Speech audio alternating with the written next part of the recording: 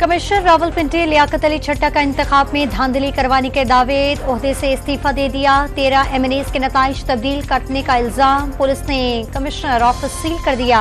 लियाकत छट्टा और दीगर मुलविस अफराद के खिलाफ कार्रवाई के लिए थाना सिविल लाइन में दरखास्त दायर।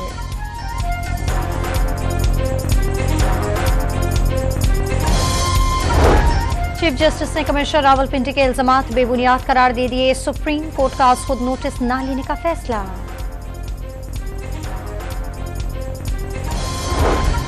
इंतखाबी बेजातियों से मुतालिक अभाम रखने वाले मुतालिका कानूनी फोरम से रुजू करे। पुरअमन एहतजाज हक है मगर एहतजाज फैलाने की इजाजत नहीं दी जाएगी, निगरां वज़ीर-ए-आज़म का बयान। तहरीक इंसाफ का इंतखाबात में मुबैना धांधली के खिलाफ मुलगीर एहतजाज। लाहौर में एहतजाज के दौरान सलमान अकरम राजा समेत मुत्तादिद कारकुनों को गिरफ्तारी और रिहाई।